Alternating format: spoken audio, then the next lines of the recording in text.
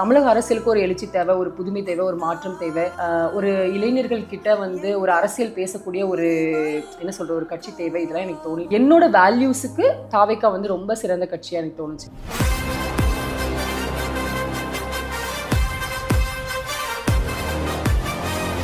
தலைவர் விஜய் கிட்ட என்ன விஷயம் அப்படின்னா, அவர் வந்து நல்ல எண்ணத்தோட வந்திருக்காரு அப்படிங்க, அதை வந்து யாருமே ஆப்போஸ் பண்ண முடியாது.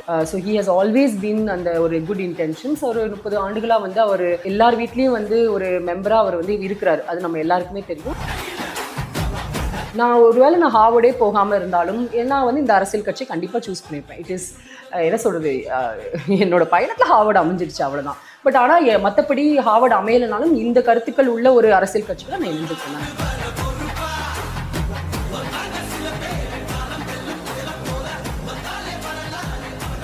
பெண்களுக்கு என்ன மாதிரி மாற்றத்தில் ஏற்படுத்துவாங்க? விமென்ஸ் டேக்கு வந்து ஒரு அறிக்கை வெளியிட்டாங்க, ப்ராமிசஸ் வெளியிட்டாங்க. பெண்கள் பாதுகாப்பை உறுதி செய்யும் வகையில் ராணி வேலு நாச்சியார் படை ஏற்படுத்தப்படும். சாதாரண உடையில் இருக்கிற இந்த படையைச் சேர்ந்த பெண்கள் பாடி கேம் உடன் ஆங்காங்கே பாதுகாப்பு பணியில் இருப்பார்கள். மாநிலம் முழுவதும் 500 குழுக்கள் அமைக்கப்பட்டு பெண்கள் பாதுகாப்பு உறுதி செய்யப்படும். பெண்களுக்கு எதிரான குற்ற வழக்குகளை விசாரித்து விரைவாக நீதி வழங்க அஞ்சலை அம்மாள் அதிவிரைவு பெண்கள் நீதிமன்றங்கள் அமைக்கப்படும். இந்த ஃபாஸ்ட் ட்ராக் கோர்ட்டுகளில் பெண்களுக்கு எதிரான கேசுகள் எதுவும் இனி நிலுவையில் இல்லாத நிலை ஏற்படும். விசாரணையும் முறையாக நடத்தப்பட்டு தீர்ப்பும் விரைவாக வழங்கப்படும். பேர் சொன்னாங்க, இந்த கடந்த சில ஆண்டுகளாக ரொம்ப எங்களுக்கு வந்து சேஃபா இல்லாத ஒரு ஃபீலிங் இருக்கு.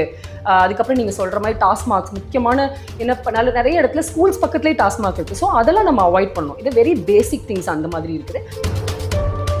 ஸ்பெஷலி திருநெல்வேலியை பொறுத்த வரைக்கும் என்ன, எவ்ரிடே நீங்கள் பார்த்தீங்கன்னா இத்தனை கிலோகிராம் கஞ்சா வந்து இன்னைக்கு கைப்பிடிக்கப்பட்டது அத்தனை கிலோனா, அப்போ எத்தனை கிலோகிராம் வந்து உள்ள சுற்றிட்டு இருக்கு அப்படின்னு ரொம்ப சர்வசாதாரணமாக குழந்தைகளுக்கு வந்து இன்னைக்கு ஆக்சஸ் இருக்கு.